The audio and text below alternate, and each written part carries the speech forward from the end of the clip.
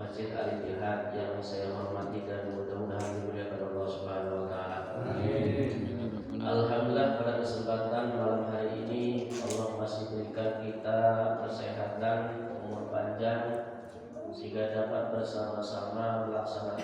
satu kewajiban kita, yaitu sholat fardu maghrib berjamaah. Mudah-mudahan ibadah yang kita laksanakan, baik yang wajib maupun yang sunnah, senantiasa diterima oleh Allah Subhanahu wa taala. Amin ya rabbal alamin. Shalawat beserta salam semoga senantiasa terlimpah curahkan pada junjungan baginda Nabi besar Muhammad sallallahu alaihi wasallam.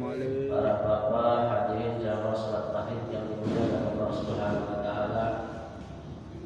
Kita lanjutkan pembahasan minggu-minggu yang lalu, masih dalam pembahasan kitab Minhajul Muta'alim yang menerangkan tentang masalah ilmu. Sebelum saya lanjutkan, saya terlebih dahulu minta maaf dengan kepengurusan Masjid Al-Ittihad yang mana kemarin ada acara besar-besaran di Masjid Al-Ittihad. Kebetulan Bapak DKM mengundang saya, namun malam itu saya ada 3 acara, sehingga datang ke sini pas masuk ternyata sudah bubar. Zamannya sudah bubar. Zamannya bubar, nanti orang masuk nggak jadi sudah selesai. Kan mau dilanjutkan nggak enak. Enak. Oh masuk ke sini nggak enak. Itu saya langsung aja pulang lagi. Jadi karena ada 2 acara kemalaman kesininya, kirain masih 2 jam 3 jam lagi. Ternyata masuk gang situ jamaah sudah pada bubar, berarti sudah selesai. Kayaknya kalau dilanjutkan gak enak. Orang lain bubar, kita malah baru dari jaga. Akhirnya mohon maaf sama Pak DKM, saya nggak di WA-nya saya bilang insya Allah, tapi sudah datang karena bubar akhirnya tidak jadi. Hadirin yang dimuliakan Allah Subhanahu wa taala, sahabat Anas bin Malik dan sahabat Ibnu Umar radhiyallahu anhu pernah menceritakan hadis dari baginda Nabi sallallahu alaihi wasallam. Inna rajulan ata Nabi sallallahu alaihi wasallam. Faqala lahu ya Rasulullah, dullani ala amali yudkhilul jannata. Qala Nabi la taqul. Ada seorang laki-laki datang kepada baginda Nabi sallallahu alaihi wasallam. Kemudian laki-laki ini bertanya, faqala lahu ya Rasulullah, wahai Rasul, dullani ala amal yudkhilul jannah. Ya Rasul, tunjukkan kepada kami amal perbuatan apakah yang menjadikan kami ini bisa masuk ke dalam surga. Jadi seorang laki-laki kepengen diberitahu oleh baginda Nabi kira-kira amal apa yang bisa memasukkan ke dalam surga. Akhirnya baginda Nabi menjawab, qala Nabi la tahdum. Nabi jawabnya simpel, la tahdum. Yang penting kamu jangan suka marah-marahan, jangan cengkel-cengkelan, jangan baper-baperan. Ini orang ahli surga ini kata Nabi apa? Cirinya amalannya itu jangan marah. Kira-kira kita yang tadi suka marah nggak? Suka. Marah-marah. Oh marah suka marah. Kadang marah sama istri, marah sama anak, marah sama orang tua, marah sama karyawan, marah sama murid kalau yang jadi marah sama bawahan kalau yang jadi atasan, marah sama tetangga. Ini kadang-kadang kita suka marah, suka marah. Tapi kata Nabi, amal perbuatan yang menjadikan orang bisa masuk surga itulah tahdub, jangan suka marah.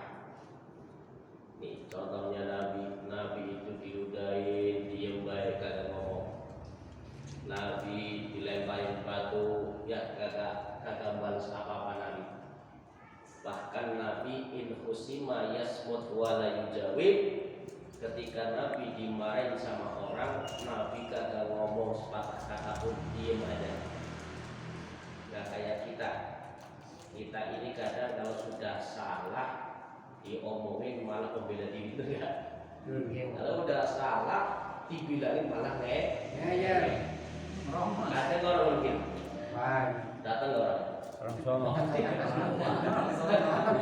Ini pasti orang sono. Iya Allah. Kadang-kadang sudah salah dibilangin malah ngeyel kadang-kadang. Malah lebih kencengan dia kadang-kadang. Orang sono biasanya. Hadirin yang dimuliakan Allah Subhanahu wa taala. Akhirnya si rajul ini ngomong lagi sama Nabi, fa illam atidzalika ya Rasulullah. Kalau saya ini kagak mampu, bagaimana ya Rasul? Karena memang karakter saya orangnya suka marahan. Dikit-dikit marah. Nonton bola gara-gara yang didukung kalah, marah. Akhirnya sampai TV-nya yang dihajar dibalik. Marah TV-nya dibalik. Kalau orang Arab, orang Arab gara-gara kalah TV-nya dibalik. Orang Arab, bukan orang sini kan? Orang Arab. Buat bolanya kalah, marah. Ini kata orang ini ngomong, fa illam atidzalika ya Rasul, kalau kami ini kagak mampu marah, kagak mampu menahan marah, bagaimana ya Rasul?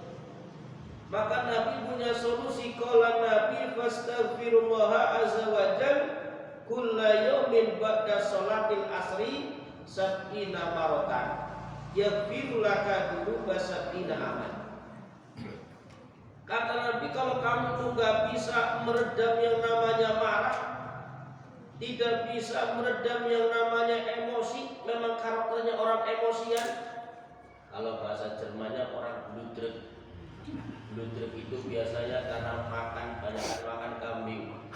Orang kalau banyak makan kambing biasanya kepalanya pusing, mumet, akhirnya suka marah. Itu kalau bahasa Jermannya bludruk. Kalau bahasa ini tuh apa namanya? Spelling. Ya, spelling, orang itu suka marah-marah. Maka solusinya kata Nabi, kalau nggak bisa meredam marah, baca istighfar setiap hari setelah selesai sholat asar. Berapa kali? Sab'ina maratan, kurang lebih 70 kali. Yaghfiru laka dunuba sab'ina aman, maka niscaya dengan istighfar 70 kali setelah habis asar, maka Allah bisa mengampuni dosa kamu kurang lebih dosa 70 tahun. Dosa 70? Dosa 70 tahun. Umurnya aja misalkan baru 70, diambil akibat 15 tahun. Ya berarti dengan umurnya baru 50 tahun. 55 tahun, ibadahnya baru 55 tahun. Berarti kan dosanya ada segitu, 70 tahun. Umurnya 55, dosanya 1000 tahun.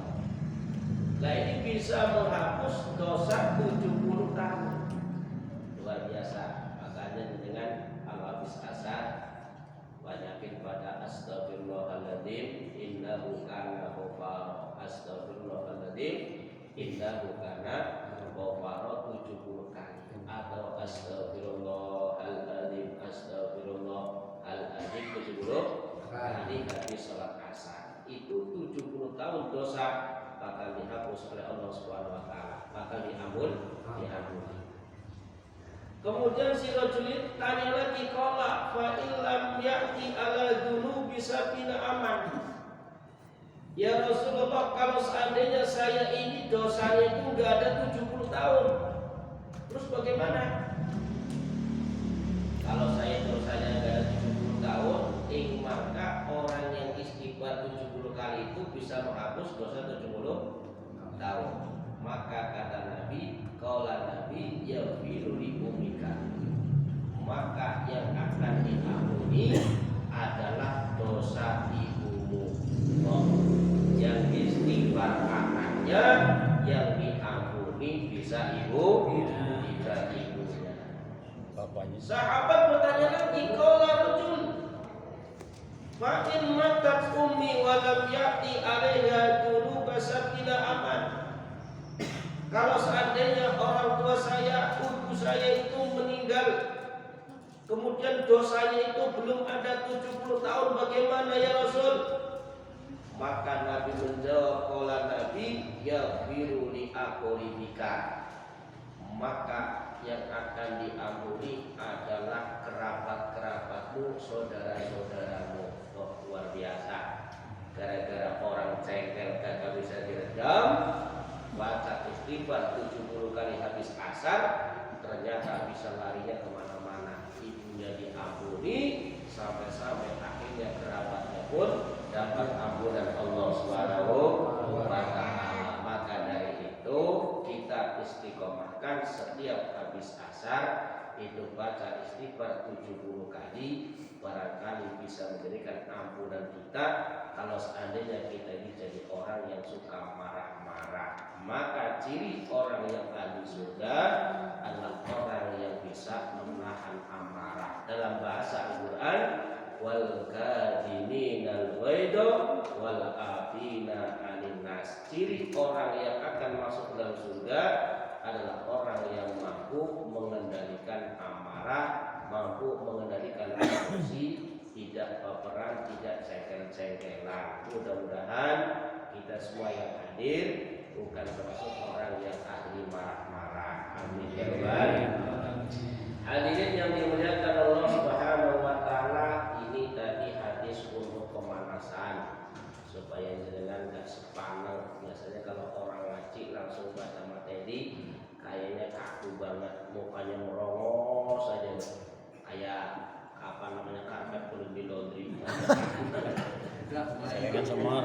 Alhamdulillah. Ane bau kering. Hadirin yang dimuliakan Allah Subhanahu wa Ta'ala, kembali pada pokok pembahasan.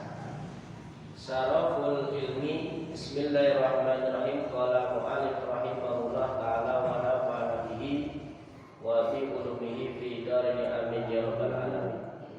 Syaraful ilmi thumma i'lam anna syarafal ilmi la yakhfa ala hadin min dabil uquli.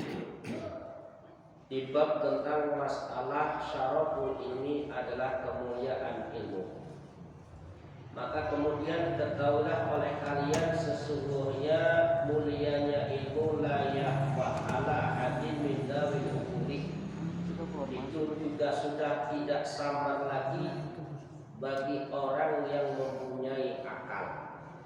Jadi memang syaraful ilmi, mulianya ilmu itu memang untuk orang yang mempunyai akal. Ma'a annahu muhtasun bil insaniyati, bersama dengan itu yang namanya ilmu itu memang ditentukan untuk sifat insaniyah. Sifat daripada manusia itu adalah dengan kemuliaan ilmu. Karena apa? Li'anna jami'al khisali siwal ilmi yastariku fihil insanu wasairul hayawanati.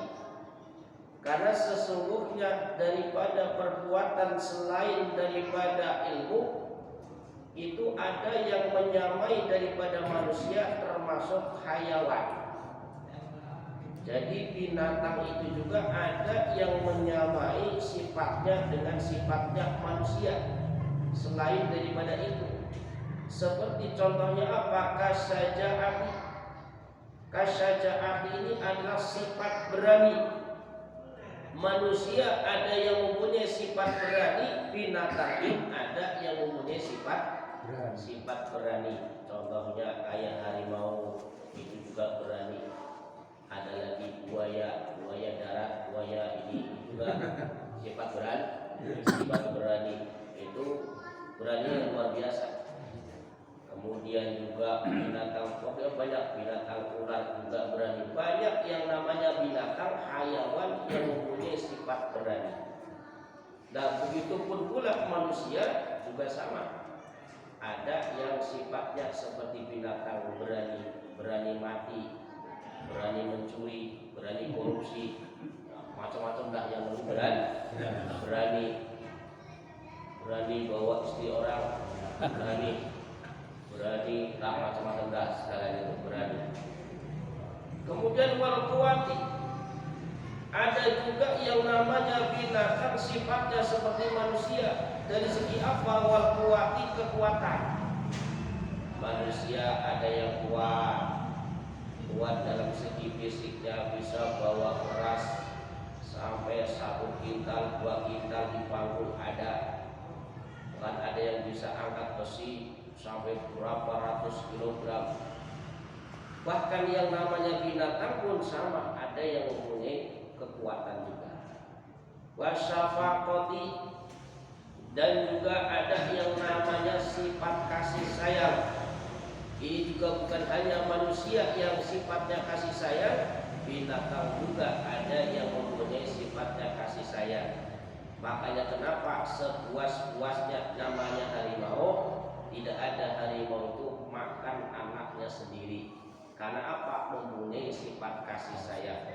Wa ghairu dzalik, dan juga sifat-sifat yang lain. Itu selain daripada ilmu. Wa min hadza qala alaihi salatu wasalam an-nasu alimun wa muta'alimun. Makanya kata Nabi, yang namanya manusia itu dibedakan dengan hayawan. Bedanya dalam segi apanya? Kalau itu memang manusia adalah alimun wa muta'alimun. Manusia itu satu, ngajar, sifat bisa mempunyai sifat ngajar. Kalau dia punya ilmu, dia bakal ngajarin itu. Wa muta'alimun, kalau memang dia nggak bisa ngajar, kalau itu manusia maka dia sifatnya belajar. Jadi manusia dinamakan manusia alimun wa muta'alimun. Lah kalau umpamanya ngaku manusia tapi ngajar juga enggak, ngaji juga kagak, wal baqiha baca, maka dikatakan itu bukan manusia, tapi itu adalah lalat. Tahu lalat? Lalat itu pernah ngaji. Apa ada lalat ngaji? Lalat kagak ngaji lalat. Lalat kagak ngaji ya kagak ngajar. Makanya kalau orang ngaku manusia, ngaji kagak, ngajar kagak, ya berarti lalat. Ini masih mending, contohnya lalat. Masih penting lalat. Tadi contohin kambing. Kambing ngaji enggak? Agak. Ngajar apa enggak? Agak. Sholat apa enggak? Agak itu. Kalau ngaku manusia kok ngaji kagak, ngajar kagak, ya berarti mempunyai sifat kebinatangan. Berarti bukan manusia. Wa qala alaihi salam wa qala lan ketika sapa Nabi alaihi salatu wassalam kun anna hasaba sira ana iku aliman dadi wong kang ulang au muta'aliman utawa wong kang ngaji wala takun salisan lan ojo dadi wong kang nomor 3 mulang ora ngaji kagak tok jenggur. Ya Allah, jadi kanjeng Nabi, kita jadilah orang yang mengajar. Kalau nggak mengajar, jadi orang yang mengaji. Jangan sampai jadi orang yang nomor 3, sudah ngaji kagak, ngajar kagak. Namanya kurang ajar. Wa qala alaihi salatu wassalam kun aliman wa ta'aliman kun ana hasira iku aliman dadi wong kang alim au muta'aliman utawa wong kang belajar au mustami'an utawa orang yang mendengarkan au muhibban utawa wong kang demen seneng lil ulama'i maring ulama wala takunan ojo ana sira ikul khamisah dadi wong kang nomor 5 batahliku maka rusak sapa sira. Paham? Nah, pasti orang paham. Yang paham Pak aja paham, terus paham pasti. Ya Allah. Jadi kata Nabi, jadilah orang yang ngajar. Kalau kagak mau ngajar, mau ta'alim, jadi orang yang belajar. Kalau belajar juga kan mustami'an, minimal jadi orang yang mendengarkan.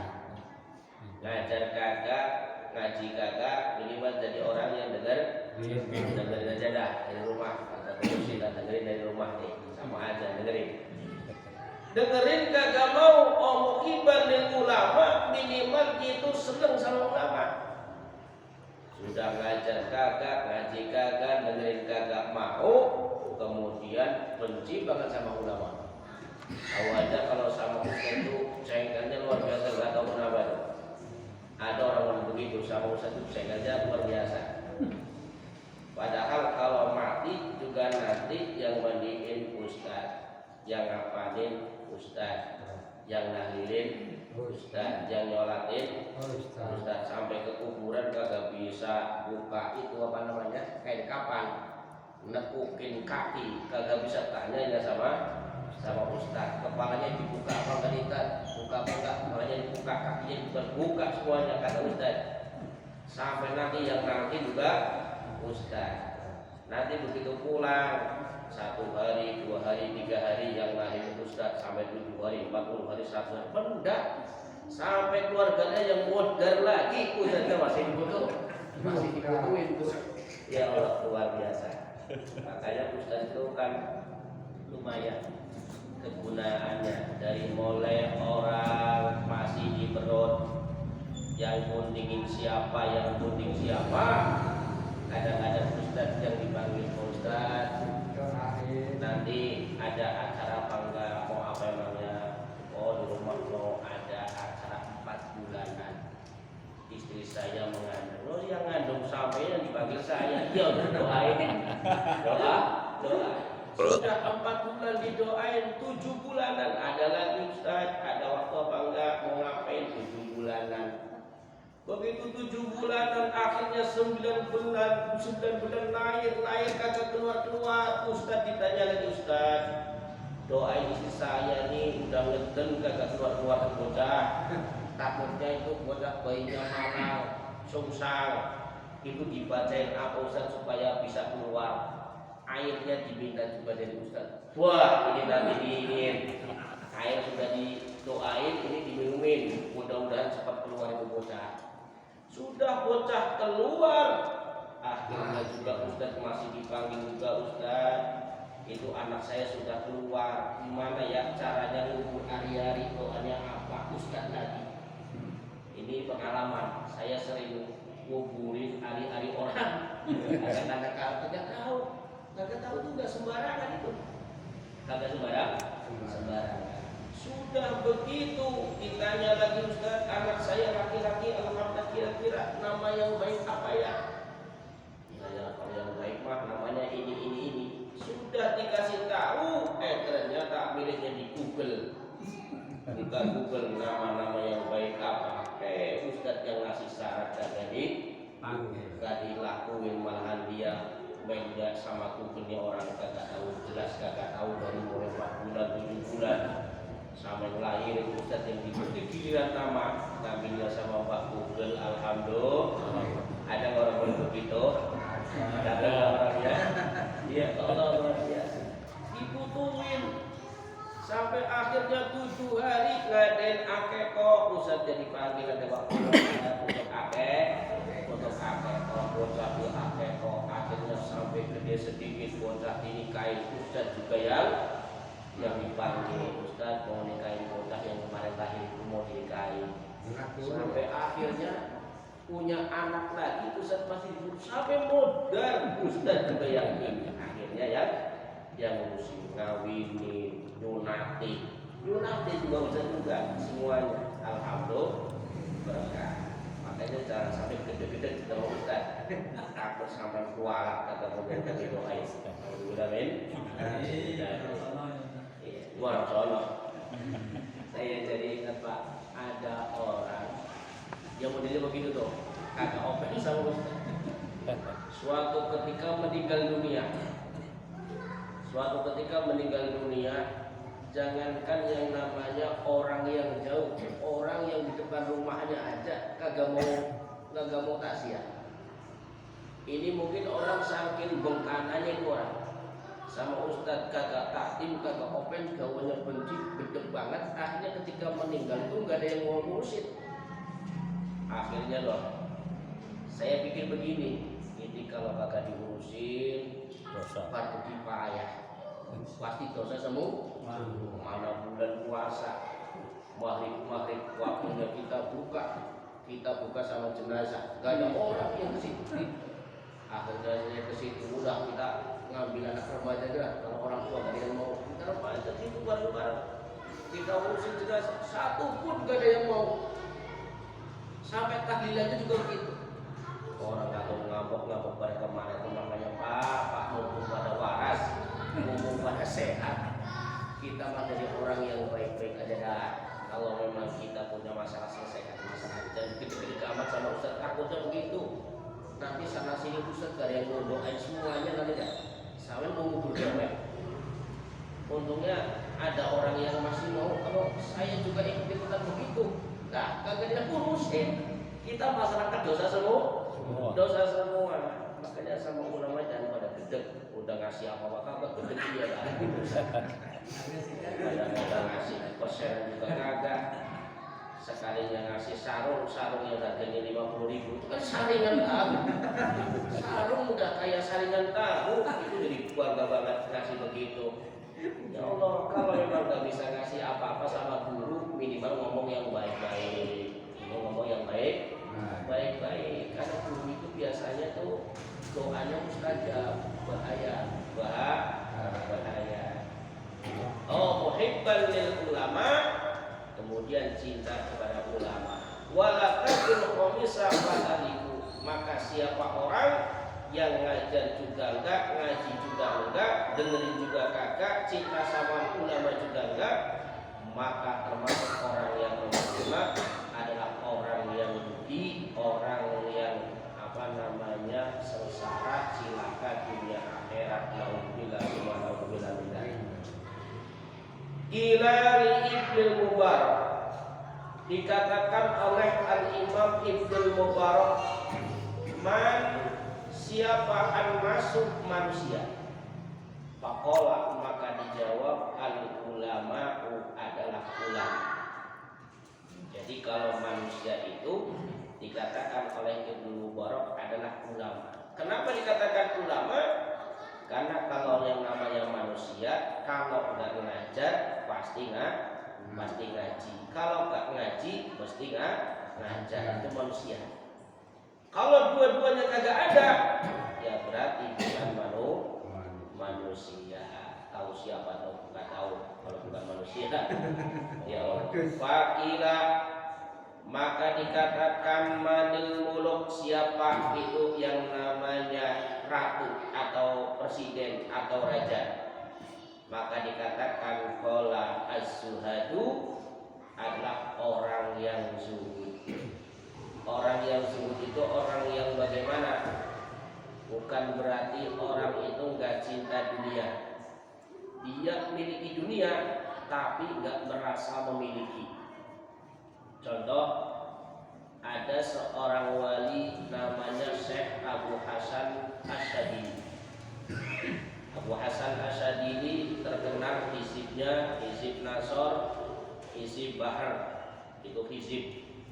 Nah ini punyanya Syekh Abu Hasan Asyadili. Ini terkenal seorang wali yang mempunyai harta luar biasa. Sampai dikatakan rumahnya aja temboknya pakai emas, kemudian lantainya juga pakai emas.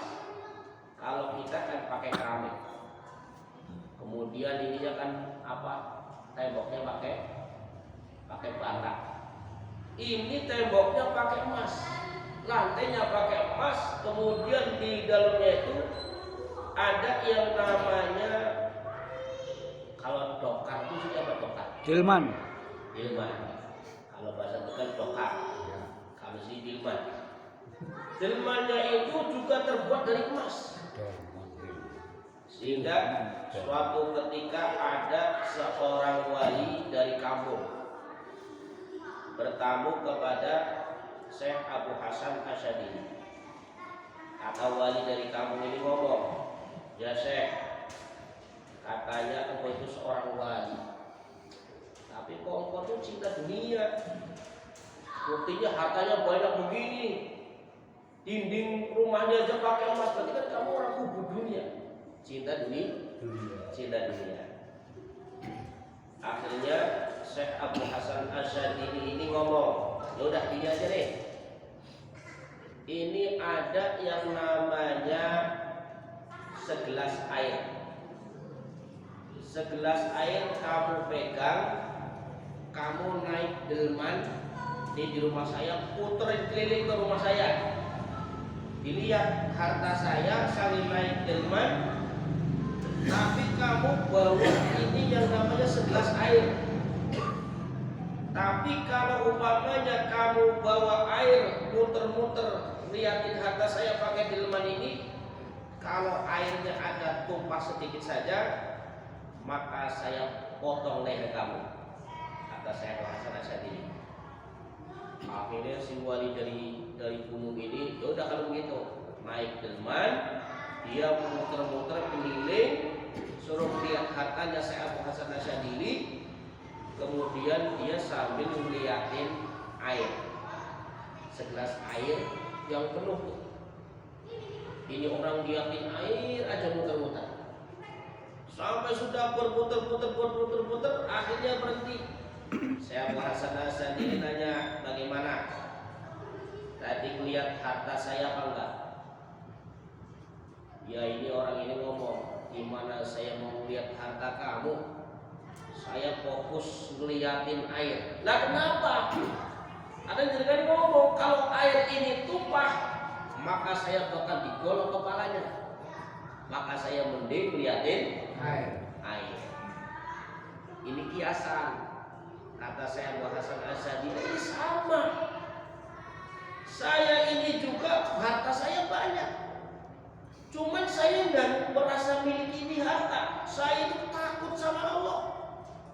Saya takut sama Allah. Seandainya saya ini nanti gara-gara harta ini saya jadi orang yang lupa daratan, gara-gara harta ini saya jadi orang yang sombong, gara-gara harta ini jadi orang yang mengaku Tuhan, saya takut sama Allah. Walaupun saya hartanya banyak, tapi hati saya sedikit pun tidak ada yang namanya harta ini di dalam hati saya. Saya nggak merasa memiliki, tapi semua ini titipan dari Allah Subhanahu wa Ta'ala. Itu namanya zuhud. Jadi orang yang zuhud itu jangan diartikan zuhud itu berarti nggak cinta dunia. Kalau jenengan nggak cinta dunia, sarung yang kita pakai dunia bukan? Dunia. Baju yang kita pakai dunia. Nah kalau kita nggak cinta dunia, dan dibuang itu sarung, dibuang itu baju, kita jadi orang edan. Kagak pakai baju, kagak pakai sarung. Nah itu kan dunia semua.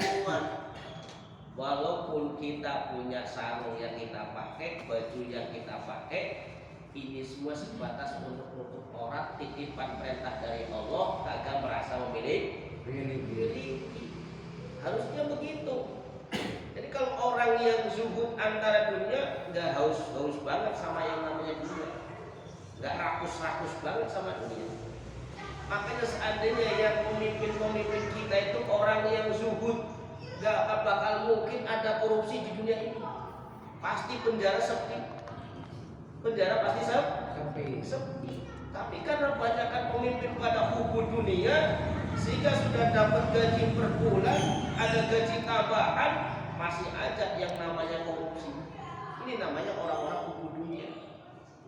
Makanya lihat Imam Abu Hasan Asyadili, orang kayanya luar biasa, tapi dia nggak memiliki yang namanya nggak merasa memiliki. Contohnya dengan kita ini punya istri merasa memiliki. Begitu suatu saat istri kita meninggal dunia, kita sedihnya luar biasa.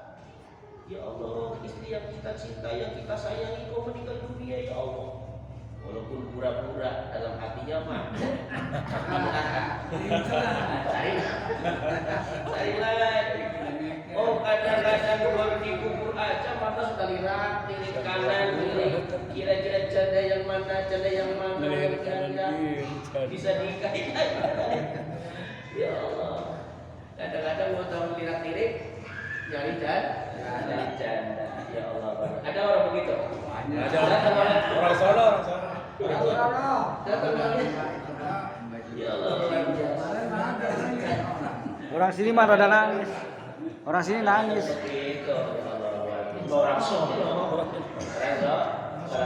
Orang sini mah nangis, Tat. Ini masih berapa menit? 10 menit. Saya itu ceritanya dipanggil 18 meninggal dunia. istrinya meninggal, saya dipanggil untuk acara 7 harian.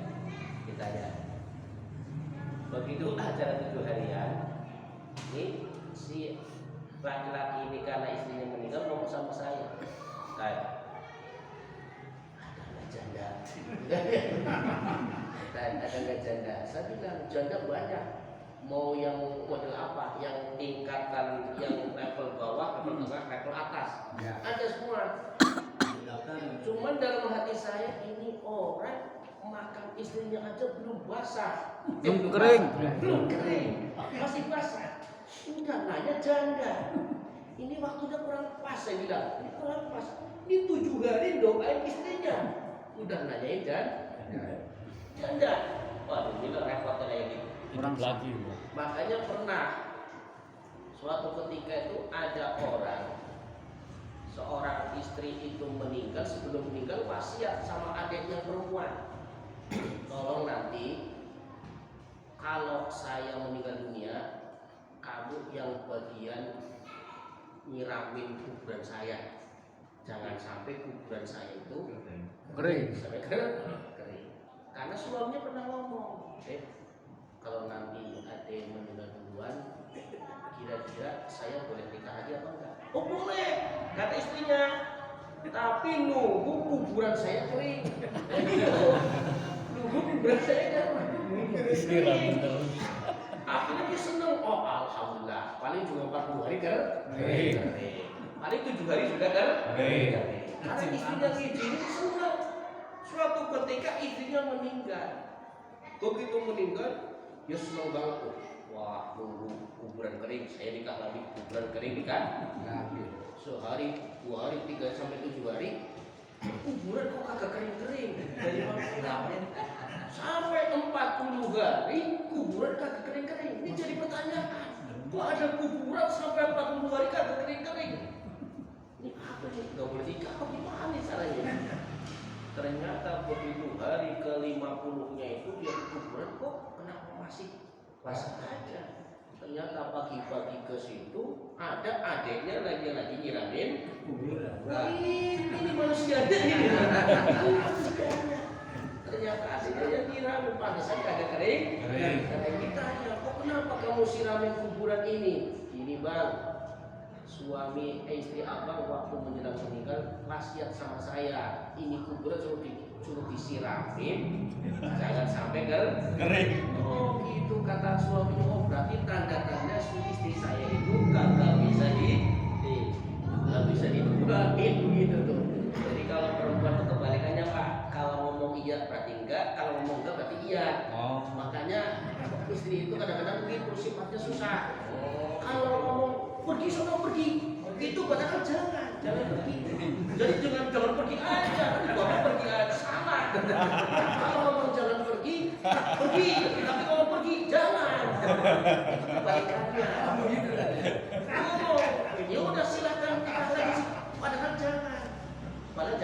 Jangan. Kalau ngomong istri jangan nikah lagi Pak, orang itu suruh tuh. Ya Allah kebalikannya. Ini sih biasanya. Nanti sudah ikut-ikutan begitu. Nggak selalu kali. Ya Allah, alhamdulillah. Jadi intinya apa tadi ngomong apa tadi? Balik lagi. Kuburan kagak kering-kering. Iya. Jadi suhud. Jadi jangan menyalahkan suhud. Suhud itu kan katanya orang yang tidak cinta dunia. Bukan tidak cinta dunia. Boleh kita cari harta sebanyak-banyaknya untuk hidup di dunia, boleh. Kita jadi orang kaya boleh. Cuman jangan sampai harta itu, kekayaan itu menjadikan kita lupa daratan seperti halnya Fir'aun. Fir'aun itu diamanat jadi seorang raja, kurang lebih umurnya itu 400 tahun, tidak pernah sakit. Gara-gara nggak pernah sakit, akhirnya dia mengatakan dirinya bahwa saya ini adalah Rabbukumul A'la, saya ini adalah Tuhan yang paling tinggi. Itu gara-gara orang yang dunia. Maka dari itu termasuk dikatakan manil muluk qala azwadu. Jadi yang namanya penguasa adalah orang yang zuhud, tidak pati-pati Wa bil ilmi adharullahu ta'ala fadola Adam alaihissalam alal malaikat. Kemudian yang namanya ilmu ini jelas Allah jelaskan bahwa lebih daripada kemuliaannya ilmu ini lebih utama daripada anak cucu Adam atas segala para malaikat. Kenapa? Dengan ilmu anak Adam itu lebih mulia daripada malaikat. Wa amarahum bisujudi wa amarahum ta'ala Nabi alaihissalam bisyadatil ilmi. Bedanya kalau Allah Ta'ala suruh malaikat untuk bersujud kepada Allah, tapi bedanya kemudian kalau anak Adam termasuk baginda Nabi itu disuruh oleh Allah untuk selalu menambah daripada ilmu. Makanya kenapa malaikat itu ada yang diciptakan sujud mulu, ada yang tahiyat mulu, ada yang takbir mulu, itu malaikat. Makanya tidak ada perubahan untuk malaikat. Jadi kalau manusia ini dikatakan lebih afdal, lebih mulia daripada malaikat karena manusia anak Adam ini disuruh oleh Allah untuk senantiasa menambah daripada ilmu. Makanya dikatakan wa qur rabbi zidni ilma. Wa qul katakan wahai Nabi Muhammad, Rabbi zidni ilma, bahwa Allah Subhanahu wa taala menyuruh kita untuk senantiasa menambah ilmu dalam arti kita senantiasa mengkaji ilmu. Dalam artian mudah-mudahan kita semuanya yang hadir termasuk orang-orang yang cinta suka mengkaji daripada ilmu agama untuk bekal kita di kehidupan yang selanjutnya adalah kehidupan akhirat. Amin ya rabbal alamin. Makanya dikatakan utlubul ilma minal mahdi ilal lahdi, carilah yang namanya ilmu dari geongan seorang ibu sampai ke liang lahat. Amin ya rabbal alamin. Sebelum ditutup, adakah yang ditanyakan? Sudah masuk waktu? Ini Tad, Ya. tadi menyimak masalah setelah habis sholat asar untuk istighfar 70 kali ya Tad? Iya. Untuk mendapatkan ampunan selama 70 tahun. Iya. Bagaimana biasanya kalau habis sholat asar itu habis zikir salam-salaman pada pulang? Bagaimana kalau istighfarnya di rumah umpamanya? Iya. Apakah sama atau tidak? Istighfarnya kita sambil berjalan, kata apa? Kita istighfar sambil jalan. Karena kita itu mau buru-buru banyak urusan, begitu assalamualaikum, nah, kemudian kita wirid kagak keburu kelamaan, kita sambil jalan. Astagfirullahaladzim. Bolehkah? Boleh.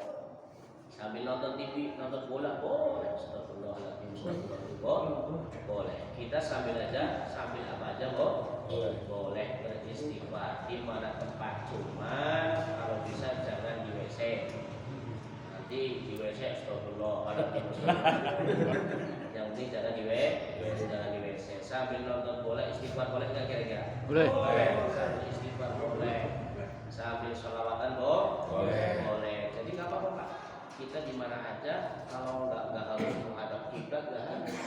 Di mana kita beristighfar. Makanya di mana tempat kita ini suruh ingat kepada Allah. Lagi nonton bola, ya istighfar. Takutnya begitu nonton bola kita umurnya itu sampai segitu doang tuh. Kan kalau kita lagi istighfar, alhamdulillah, barang Israel datang udah pada istighfar. Kalau melongo aja sambil ngopi, nggak ada istighfarnya, malaikat datang nggak, kita bahaya malah. Kita bahaya. Karena itu kita pada istighfar nggak harus habis asar duduk menghadap kiblat, boleh kita sambil duduk di rumah, sambil jalan ke arah. Tidak apa? Ada lagi Pak? Kita beda kita ya. Ya. Masalah air wudhu mah ada pun punya atau enggak bisa gitu. Kenapa? Ada pun air wudhu kita bikin tadi itu selama kita di punya wudhu atau enggak? ya punya wudhu atau punya Oh iya. iya Pakai wudhu atau enggak? iya. Iya. Jadi kalau yang namanya istighfar itu kan bahasanya doa, zikir. Zikir itu nggak pakai wudhu nggak apa. Zikir nggak pakai wudhu nggak apa. Cuman lebih baiknya dalam badan suci. Jadi kalau zikir itu nggak pakai wudu ya nggak apa-apa. Kita zikir yang kami baca dalam Al-Quran, dari Al-Quran, contoh kayak ayat Alhamdulillahirabbil alamin itu kan di Al-Quran ada. Iya. Kita nggak pakai wudu, apakah boleh? Boleh, yang penting niat jadi Zikir. nggak apa-apa. Jadi kita nggak pakai wudu ya tidak apa-apa. Cuman kalau bisa ya kita pakai wudu kalau bisa. Kalau enggak ya tidak apa-apa. Zikir nggak pakai wudu tidak apa. Apakah nyampe? Ya insya Allah nyampe. Wallahu a'lam. Bismillah. Allahumma anta salam wa minkas salam wa ilaika ya'udus salam fa'aina rabbana bisalam wa adkhilna jannata salam Allahumma anta salam wa minkas salam wa ilaika ya'udus salam fa'aina rabbana bisalam wa adkhilna jannata salam subhanakallahumma wa bihamdika asyhadu an la ilaha illa anta astaghfiruka wa atubu ilaik wallahu muwaffiq ila aqwamit thoriq. Wassalamualaikum warahmatullahi